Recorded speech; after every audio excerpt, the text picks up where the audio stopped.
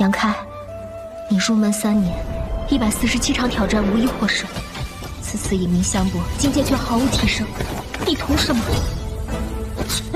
软柿子，随便你。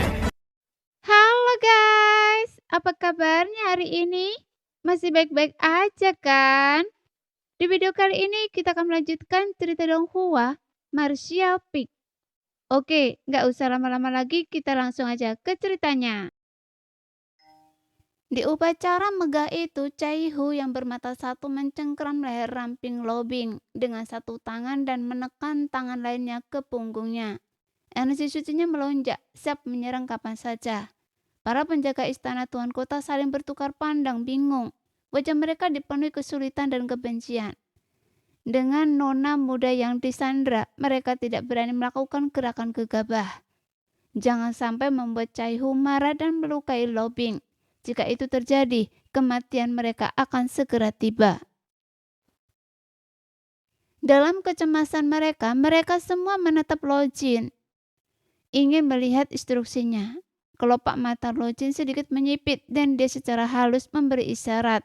Para penjaga segera mengerti dan diam-diam bubar, mengelilingi Caihu untuk mencegahnya melarikan diri. Sementara itu, para tamu di meja tempat Caihu dan Lobing duduk telah bubar begitu Caihu berdiri dan menyandra Lobing, melarikan diri untuk menyelamatkan nyawa mereka. Pak Tua Lojin, jika Anda masih peduli dengan nyawa putri Anda, maka suruh mereka bersikap baik. Mata tunggal Caihu berkilau dengan cahaya ganas saat dia membentuk Lojin sambil terus mengawasi sekitarnya.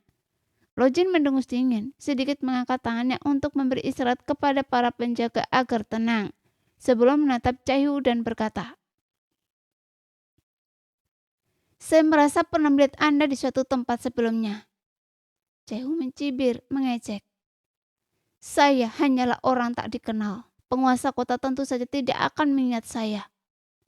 Lojin berkata, "Dendam apapun yang saya miliki terhadap Anda, itu tidak ada hubungannya dengan putri saya.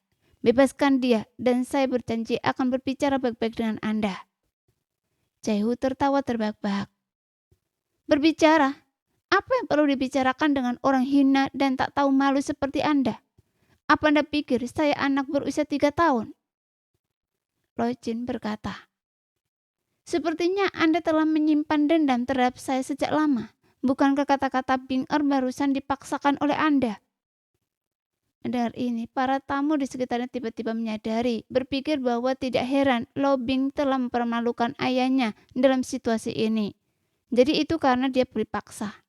Jika memang begitu, maka itu menjelaskan mengapa Lobing begitu tidak masuk akal. "Terserah Anda saja." Caihu mencibir, menunjukkan tidak ada niat untuk berdebat. "Dia tidak memaksa saya." Saat itu Lobing tiba-tiba menyela. "Ayah, saya sendiri yang mengucapkan kata-kata itu. Tolong bebaskan gadis itu. Apa kesalahannya?" Mendengar ini, wajah Lojin tiba-tiba menjadi gelap. Ekspresi para tamu di sekitarnya juga sangat beragam.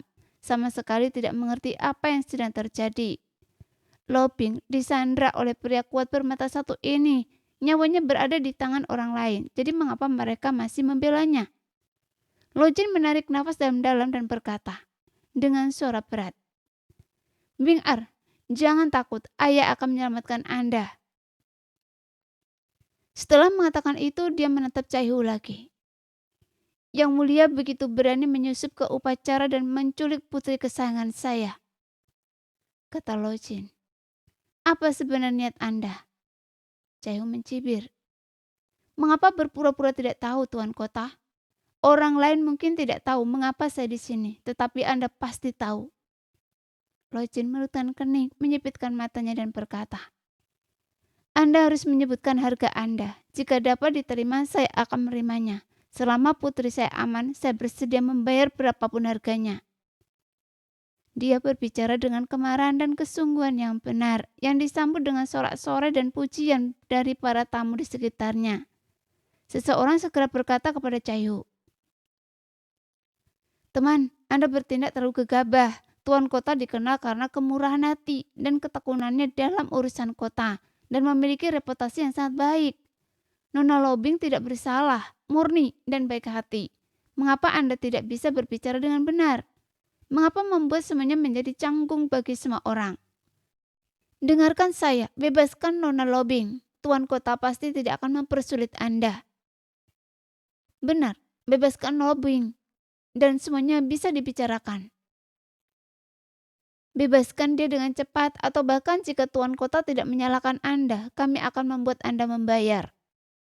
Keributan muncul dari segala arah. Beberapa orang menawarkan nasihat yang baik, sementara yang lain melontarkan hinaan.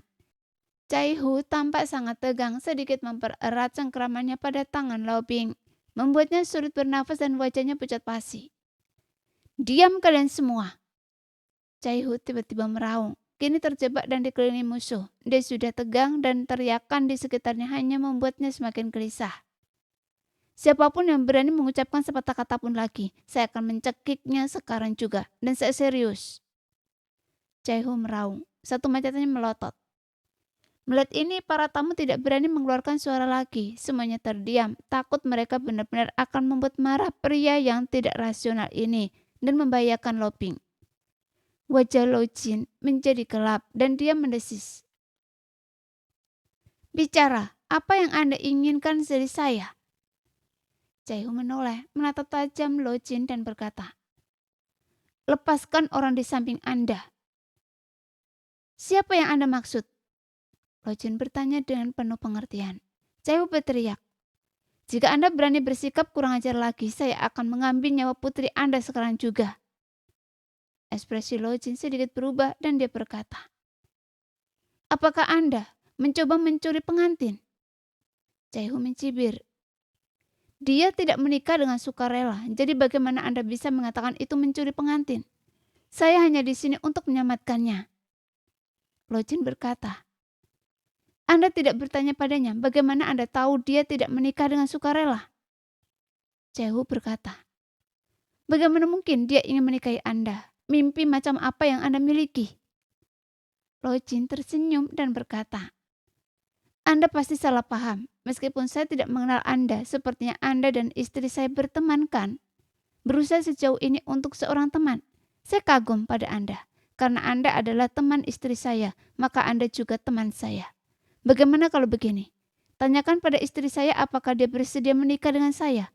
Jika dia menolak, saya akan segera melepaskan Anda dan tidak akan memaksanya. Bagaimana? Mendengar itu, ekspresi Cai-Hu berubah beberapa kali, seolah-olah dia tidak percaya apa yang didengarnya. Dia ragu-ragu dan bertanya, apakah ini benar? Lo Jin tertawa. Dengan tamu dari segala arah hadir, di bawah pengawasan semua orang, bagaimana mungkin saya berbohong? Dia berhenti sejenak lalu menambahkan, atau apakah teman hanya di sini untuk membuat masalah dan mencoreng reputasi saya? Jika begitu, saya pasti tidak akan membiarkan Anda lolos begitu saja. Seseorang menimpali. Benar, kami semua bersedia bersaksi untuk Tuan Kota. Anda tidak benar-benar hanya di sini untuk membuat masalah, kan? Jika begitu, itu terlalu tercela. Wajah Cai-Hu muram, tidak berpengaruh oleh teriakan dari segala arah. Setelah berpikir sejenak, dia mengangguk dan berkata, baiklah, saya akan mempercayai Anda kali ini. Sambil berbicara, dia menoleh ke arah mempelai wanita dan berkata dengan suara berat. Saudari kelima, Anda dengar apa yang dikatakan Tuan Kota barusan. Katakan pada saya, apakah Anda menikah dengannya secara sukarela atau apakah Anda diancam olehnya? Jangan khawatir, jika Anda benar-benar diancam dan dipaksa olehnya, saya akan mempertaruhkan nyawa saya untuk menyelamatkan Anda. Kebaikan Anda sungguh kami hargai dan saya sangat berterima kasih atas nama istri saya.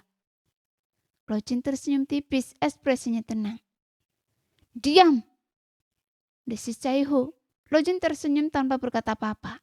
Mempelai wanita yang berdiri diam di sampingnya sepanjang waktu dan tidak mengatakan sepatah kata pun, bahkan ketika Cai-Hu membuat masalah.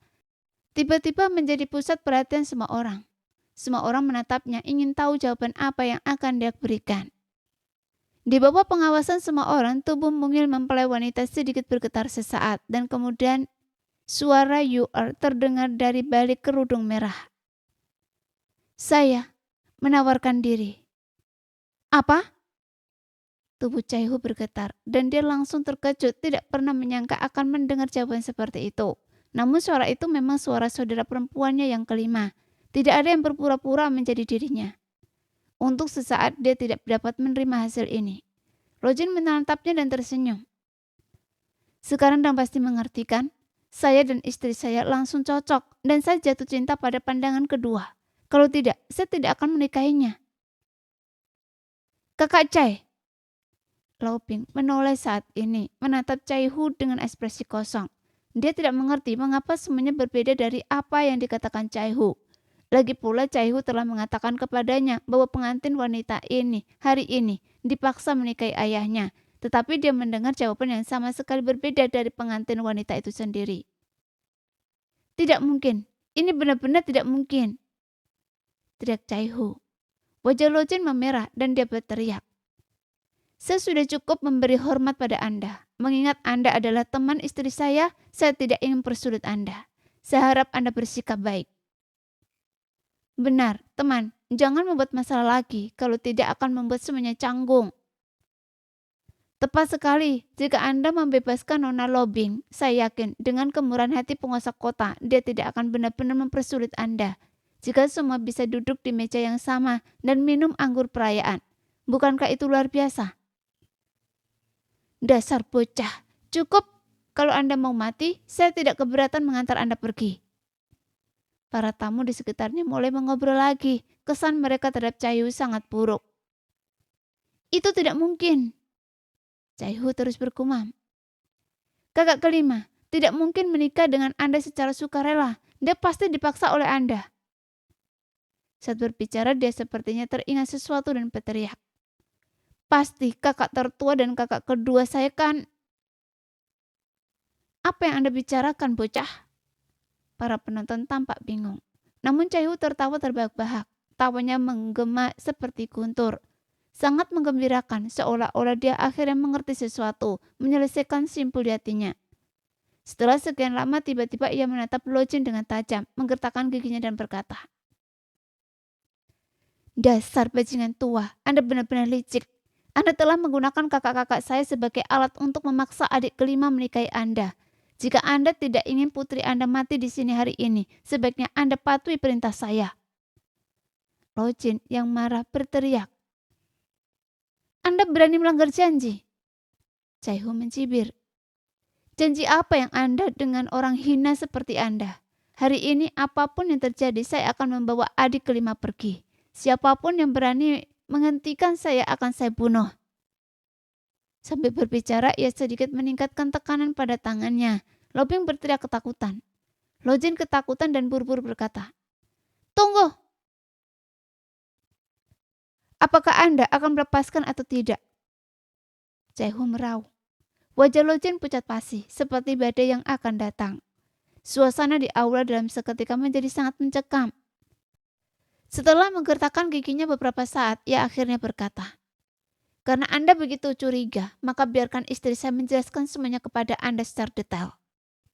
Saat berbicara, ia melirik pengantin wanita di sampingnya. Ekspresi Caihu cerah mendengar ini, dan ia memanggil, Kakak kelima, kemari dulu. Setelah ragu sejenak, pengantin wanita berjalan menuju Caihu selangkah demi selangkah. Anak ini mungkin akan mendapat masalah. Yangke, yang selama ini mengamati dengan dingin dari pinggir meja anggur, tiba-tiba bergumam pelan. Para anggota Sekte Seribu Daun telah menyaksikan pertunjukan itu dengan penuh kegembiraan dan sukacita. Terlepas dari apa motif Caihu hari ini, dan terlepas dari hasil akhirnya, reputasi Lojin telah rusak. Di masa depan orang-orang di kedai teh dan kedai minuman kemungkinan akan membicarakan kejadian hari ini. Dan mereka yang tidak mengetahui kebenarannya pasti akan berpikir bahwa Lojin telah melakukan sesuatu untuk menindas pria dan wanita, sehingga merusak prestise dan citranya. Mendengar ucapan Yangke, para anggota Sekte Seribu Daun menatapnya dengan curiga. Wajah mereka kosong. Yangke menyeringnya dan berbisik, Tuan kota tampak begitu percaya diri, bagaimana mungkin dia tidak melakukan persiapan? Ekspresi Dusian sedikit berubah, seolah-olah dia telah memikirkan sesuatu, dan dia juga berbisik balik. Tuan Muda Yang, maksudnya dia sedang mempersiapkan. Yang Ke menggelengkan kepalanya, memberi isyarat agar dia menunggu dan melihat. Di sana, pengantin wanita mengenakan mahkota ponik dan gaun pengantin dengan kerudung merah di kepalanya, berjalan selangkah demi selangkah untuk berdiri di depan Caihu. Caihu menatapnya, mata tungganya menunjukkan kegembiraan dan berkata, "Saudari kelima, tolong minggir dan lindungi saya. Saya akan menyuruh bajingan tua ini melepaskan saudara kita yang lainnya. Lalu kita akan terbang jauh dan tidak akan pernah kembali ke kota Tianhe." Pengantin wanita tidak berkata apa-apa dan dengan patuh berjalan ke sisi Caihu. "Anda membuat keributan di istana tuan kota hari ini, merusak reputasi saya. Apa Anda pikir Anda bisa pergi?" Lojin mencibir, ekspresi mengejek terpancar di wajahnya. "Di mana ada kemauan, di situ ada jalan." Caihu menjawab dengan tawa dingin. Lojin tersenyum penuh arti dan berkata, "Saya rasa sebaiknya Anda tetap di sini." Ekspresi Caihu berubah.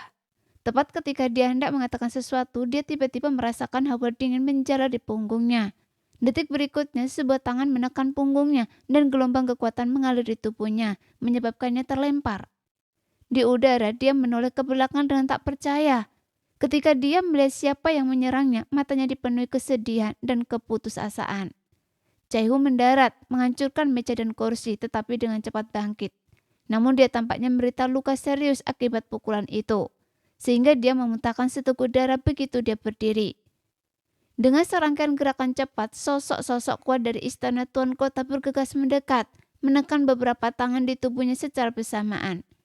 Kekuatan bergejolak di telapak tangan mereka, namun tetap terpedam. Bagaimanapun, hari ini adalah upacara pengambilan selir oleh tuan kota. Pertumpahan darah tidak dapat diterima. Jika tidak, Caihu mungkin sudah mati sekarang. Terpukul, Caihu terhuyung-huyung tampak goyah. Wajahnya berkerut karena kesedihan saat ia menatap pengantin wanita. Darah menetes dari mulutnya, berteriak, "Saudari kelima, mengapa?" Orang yang telah menyerangnya melukainya dengan parah, tidak lain adalah pengantin wanita yang datang untuk diselamatkannya. Bahkan sekarang dia tidak percaya itu nyata. Semua ini terjadi dalam sekejap mata. Tidak hanya Caihu yang terkejut, tetapi bahkan para tamu di sekitarnya terngangak tak percaya. Hanya Lojin yang tampaknya mengharapkan ini dan tersenyum. Yang Ke tiba-tiba berdiri, tatapnya tertuju pada pengantin wanita. Ekspresinya berubah dengan cepat. "Aura iblis." Ye Qinghan merutkan kening, menutup bibir merahnya dengan tangannya dan berseru pelan, "Pengantin wanita ini, apakah dia anggota ras iblis?" Saat pengantin wanita itu bergerak, meskipun singkat, kekuatan yang dilepaskannya sangat berbeda dari energi sumber, membawa aura iblis murni. Meskipun beberapa seniman bela diri manusia mungkin mengkultivasi teknik iblis atau seni rahasia untuk membuat kekuatan mereka menyerupai energi iblis, itu tidak akan pernah semurni ini. Oleh karena itu, pengantin wanita ini bukanlah manusia, melainkan anggota ras iblis. Iblis memang ada di alam bintang. Namun, mereka jarang memasuki wilayah manusia, dan bahkan ketika mereka melakukannya, itu sangat jarang. Mereka juga akan berusaha keras untuk menyembunyikan keberadaan mereka, karena ras yang berbeda pasti menimbulkan kecurigaan saat bertemu iblis. Banyak, seperti Ye Qinghan, telah memperhatikan hal ini. Mereka semua menatap pengantin wanita itu dengan rasa ingin tahu. Menilai dari fluktuasi kekuatan yang terpancar dari gerakannya, dia jelas seorang seniman bela diri di tingkat pertama alam sumber Do. "Tuan muda Yang, ada apa?" Duxian memperhatikan ekspresi aneh Yang Ke dan segera bertanya. Yang Ke mengabaikan, menatap wanita itu dengan seksama. Tubuhnya sedikit bergetar, seolah-olah dia telah menemukan sesuatu yang mengerikan. "Bawa dia pergi dan awasi dia baik-baik. Setelah upacara, saya akan berbicara panjang lebar dengannya." Lojin melambaikan tangannya dan memberi perintah. Para penjaga dari kediaman penguasa kota mengangguk dan serentak menyegel kultivasi Caihu, bersiap untuk membawanya pergi. "Tidak!"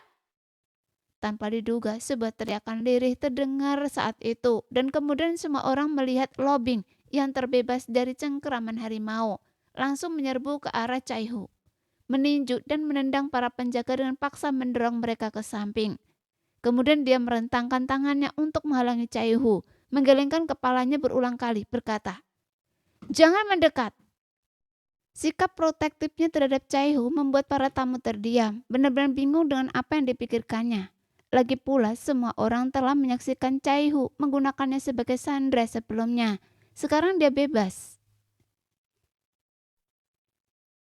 Bukankah seharusnya dia menjauh dari Chaihu secepat mungkin? Mengapa Anda malah masuk ke perangkap ayah saya lagi? Bing-er, omong kosong apa yang Anda ucapkan? Lojin meraung marah. Dia sangat marah pada putrinya hari ini. Dia telah berulang kali menentang dan tidak mematuhinya. Dan sekarang dia bukan ingin melindungi orang yang telah mengganggu upacaranya. Bagaimana mungkin dia tidak marah? Ayah, kakak Chen menyelamatkan nyawa saya kemarin. Dia menyelamatkan saya, tolong jangan mempersulitnya. Pinta Lobing, suaranya bergetar karena air mata. Lojin menyipitkan matanya. Penyelamat, kata Lobing. Ya, kemarin saya dalam bahaya dan kakak Chen menyelamatkan saya. Kemarin? Lojin merutan kening dan berkata dingin. Bukankah Anda pergi keluar dengan Tuan Muda Qiu kemarin? Bagaimana mungkin orang ini menyelamatkan Anda? Lobing menggelengkan kepalanya dan berkata, saya akan menjelaskan seluruh ceritanya kepada ayah secara detail. Jangan mempersulitnya sekarang, biarkan dia pergi. Mendengar ini wajah Qiu Yu pucat pasi. Dia melesat di depan Lobing, meraih lengannya dan berkata, Bing Meme, jangan bodoh. Bukankah Tuan Kota mengatakan dia tidak akan menyakitinya? Jadilah gadis yang baik. Lobing menggelengkan kepalanya dan berkata, kalau begitu, lepaskan dia sekarang. Secercah ketidaksabaran terlihat di mata Lojin. Dia berkata dengan Qiu Yu, Tuan Muda Qiu, putri saya tidak tahu apa-apa. Bawa dia ke bawah untuk beristirahat. Qiu Yu mengangguk. Baik, Tuan. Sambil berbicara dia menepuk bahu Longbing dan wanita itu langsung jatuh lemas. Meskipun sadar dia terlalu lemah untuk bergerak. Qiu Yu mengangkatnya dari pinggang dan menuju ke aula belakang. Setelah terluka oleh pengantin wanita, Chaihu tampak kehilangan jiwanya, tidak terpengaruh oleh apapun di depannya. Baru sekarang dengan satu mata merah, dia menggetakkan giginya dan berkata, Saudari kelima, katakan pada saya, mengapa ini terjadi? Apakah Anda benar-benar menikahi bajingan tua ini dengan sukarela? Lojin mencibir. Saya sudah memberi Anda cukup muka. Jika Anda masih tidak tahu apa yang baik untuk Anda, jangan salahkan saya karena tidak sopan. Seorang tamu di dekatnya berseru, Tuan Kota tidak perlu begitu berbelas kasih. Kejahatan pria ini tidak dapat dimaafkan.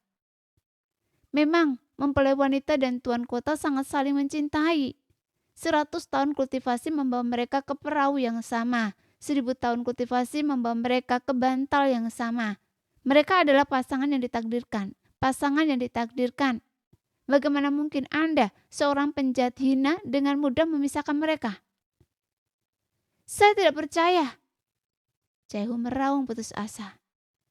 Dasar bodoh yang keras kepala. Lojin mencibir lalu berkata dengan suara berat. Kalau begitu Anda harus mengamati dengan seksama dari samping dan melihat apakah istri saya bersedia menikah dengan saya. Setelah mengatakan itu, Lojin menoleh dan melihat sekeliling. Wajahnya muram dan berkata, siapapun yang tidak setuju dengan pernikahan ini, majulah dan saya akan memberikan jawaban yang memuaskan. Hari ini, upacara besarnya telah terganggu, merusak reputasinya, bertekad untuk mendapatkan kembali otoritas dan martabatnya. Ia berbicara dengan kilatan membunuh di matanya. Siapa yang berani membatahnya lagi? Tuan Kota hanya bercanda. Selalu ada beberapa orang yang tidak tahu berterima kasih di dunia ini. Anda tidak perlu repot-repot dengan mereka. Ya, tidak ada gunanya membiarkan orang-orang seperti itu merusak suasana meriah. Lanjutkan, lanjutkan. Ekspresi Lojin sedikit melunak dan ia mendengus dingin. Hari ini adalah kesempatan yang menyenangkan dan saya tidak ingin kehilangan kesabaran. Jika ada yang tidak setuju, mereka dapat berbicara terus terang.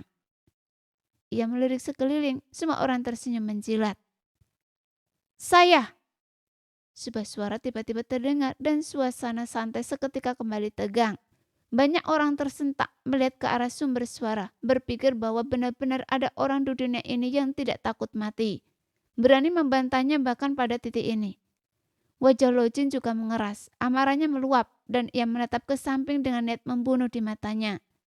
Di meja depan, seorang pemuda berdiri sambil tersenyum, mengangkat tangannya dan berkata, "Saya punya sedikit keberatan. Saya harap Tuan Kota tidak akan marah." Seorang anggota Sekte Seribu Daun, seorang murid Sekte Seribu Daun, mungkinkah mereka berencana untuk menendang seseorang yang sedang jatuh? Orang ini tampak asing. Apakah dia benar-benar dari Sekte Seribu Daun? Tentu saja, bukankah kalian melihatnya duduk bersama Ye King Han dan Lucian? Ini semakin menarik. Bisikan-bisikan muncul, dan ketika semua orang menyadari bahwa pembicara itu duduk bersama seorang murid Sekte Seribu Daun, mereka segera mengerti bahwa peristiwa hari ini telah menjadi lebih rumit. Caihu, bagaimanapun hanyalah satu orang. Upayanya yang gagal untuk mencuri pengantin dan cedera yang dialaminya hanyalah bahan tertawaan. Tetapi jika Sekte Seribu Daun terlibat dalam kekacauan ini, hal itu dapat menyebabkan keretakan total dalam hubungan antara kedua faksi, yang meningkat menjadi perang. Masalah yang sangat penting yang mempengaruhi ratusan ribu mil di sekitarnya. Di pintu masuk aula, Qiuyu yang sedang menggendong Lobing yang tak berdaya dan hendak pergi, tiba-tiba berhenti setelah mendengar kata-kata itu. Berbalik, dia mengenali pembicara dan ekspresinya sedikit berubah. Anak ini, dia sangat tidak taat hukum. Tuan Muda Yang. Ying Qihan tercengang menatap kosong Yang Ke yang telah berdiri. Tangannya menyentuh bibirnya dan merah. Bertanya-tanya apa yang membuat ikut campur dalam kekacauan ini. Tuan Muda Yang, apa yang Anda lakukan? Ekspresi Duxian juga sedikit berubah, langsung menyadari keseriusan situasi. Meskipun mereka tahu Tuan Muda Yang bukan murid Sekte Seribu Daun, yang lain tidak. Semua orang duduk di meja yang sama dan orang lain secara alami akan membuat asumsi. Penentangan Yang Ke terhadap pernikahan saat ini membuatnya tampak seolah-olah dia bertindak atas nama Sekte Seribu Daun. Jika kesalahpahaman ini muncul, mereka mungkin tidak akan pernah bisa meninggalkan kota Tianhe lagi. Seketika, keringat dingin mengalir di dahi Duxian. Ini masalah pribadi, murni masalah pribadi. Yang Ke tersenyum tipis kepada mereka berdua dan mendongak ke arah Lojin. Lojin jelas juga bingung. Setelah menatap Yang Ke sejenak, dia berkata, "Apakah Anda juga dari Sekte Seribu Daun? Kenapa saya belum pernah melihat Anda sebelumnya?" Yang lebih membingungkan Lojin adalah kelompok orang dari Sekte Seribu Daun ini duduk di meja paling depan. Apa yang sedang terjadi? Apakah Anda akan percaya jika saya mengatakan saya bukan dari Sekte Seribu Daun? Yang Ke menatap Lojin sambil tersenyum. Ye King Han dan Duxian yang berdiri di samping, keduanya tampak cemas, terus-menerus menyeka keringat dingin dari dahi mereka. Ekspresi mereka tegang dan gelisah. Lojin melihat pemandangan ini, alisnya sedikit mengerut dan berkata dengan suara berat, "Lalu, bagaimana saya harus memanggil Anda?" Meskipun Yang Ke hanya berada di tingkat kedua alam sumber Do, sedikit lebih rendah dari kultivasinya sendiri, Yang Ke tidak terlihat terlalu tua. Di usia yang begitu muda dengan kultivasi seperti itu, dia tidak bisa meremehkannya. Untuk berjaga-jaga, Lojin merasa lebih baik untuk mencari tahu latar belakang pihak lain terlebih dahulu. "Yang Ke," kata Yang Ke tanpa melirik Lojin, tetapi terus menatap reaksi pengantin wanita. Dia mengumumkan dengan lantang, "Sekte Ling Xiao, Yang Ke." Sekte Ling Xiao? Sekte apa itu? Ada sekte seperti itu di wilayah selatan kita. Saya belum pernah mendengarnya sebelumnya. Mungkin itu sekte dari wilayah lain, dunia luas, dan ada banyak sekali sekte. Tidak heran jika kalian belum pernah mendengarnya. Para tamu di sekitarnya berbisik di antara mereka sendiri. Bahkan Ye King Han dan yang lainnya mengerutkan kening sambil berpikir. Tetapi tidak ada yang pernah mendengar tentang sekte Ling Xiao, yang membuat mereka sangat penasaran. Setelah mendengar perkenalan Yang Ke, tubuh mungil pengantin wanita itu bergetar hebat, seolah-olah pikirannya telah diguncang oleh sesuatu. Melihat ini, mata Yang Ke berbinar dan dia menjadi semakin yakin bahwa dugaannya benar. Saat pengantin wanita menyerang Caihu sebelumnya, Yang Ke merasa bahwa fluktuasi kekuatannya agak familiar.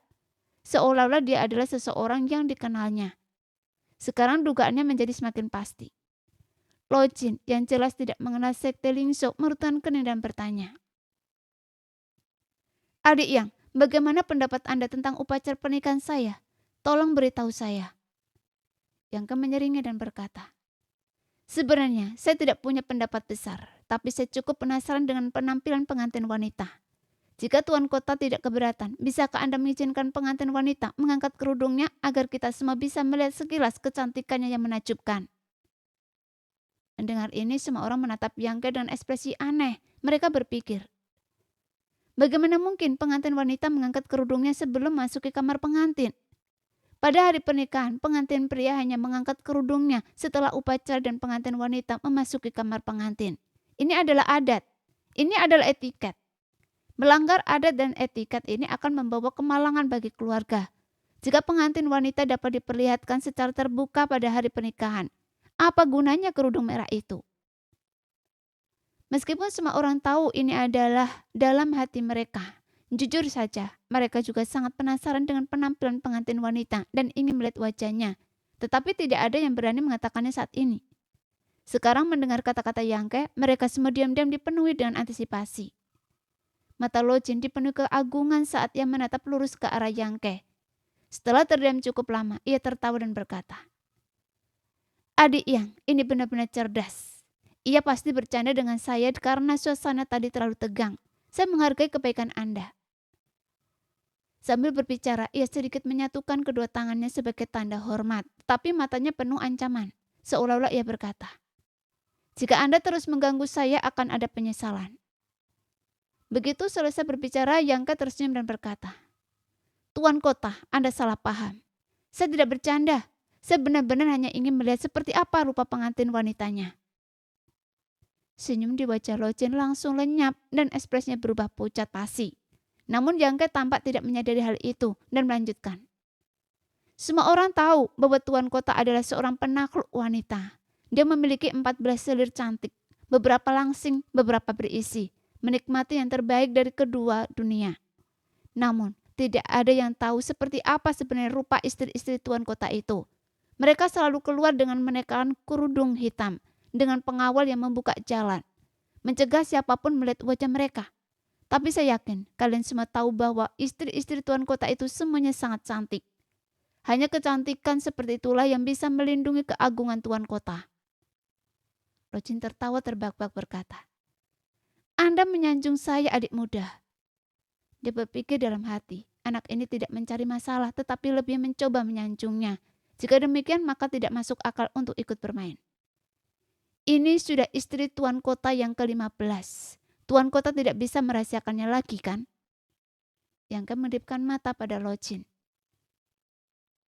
Mengapa tidak memanfaatkan pertemuan para tamu ini dan membiarkan semua orang menikmati pemandangan? Itu akan memenuhi keinginan kita.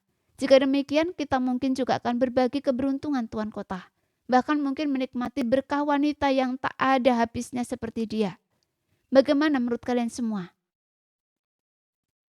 Meskipun para tamu tidak menyela, mendengarkan dengan tenang. Banyak yang menunjukkan antisipasi, tampaknya ingin melihat seperti apa rupa pengantin wanita.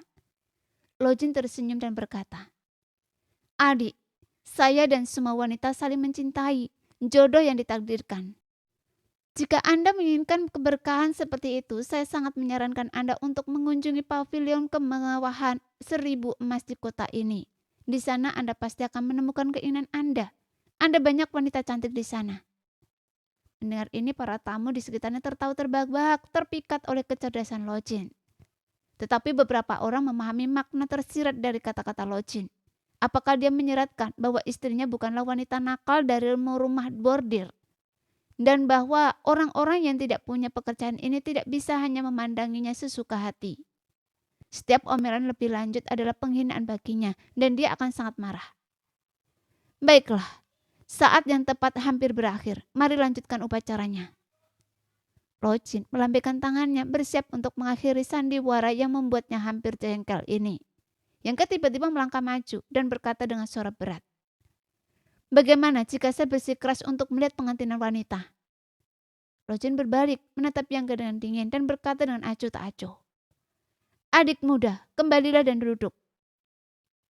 Tuan Muda Yang, apa yang Anda lakukan? Ye Jinghan hampir gila. Dia tidak tahu mengapa Yang Ke terus memprovokasi Lo Jin pada saat yang krusial ini. Dia jelas melihat ketidaksabaran dan kemarahan Lo Jin dan tahu bahwa jika ini berlanjut, semuanya akan di luar kendali. Tuan Muda Yang, kembali. Lucian juga menyarankan. Yang Ke berbalik menatap mereka dan berkata dengan tenang. Ini urusan pribadi saya. Jika kalian takut terlibat, kalian bisa pergi sekarang. Tetapi jangan ikut campur. Lucian bertahan kening, ekspresi cukup tidak senang. Namun Ye Jinghan panik dan melambaikan tangannya berkata, bukan itu maksud saya, hanya saja.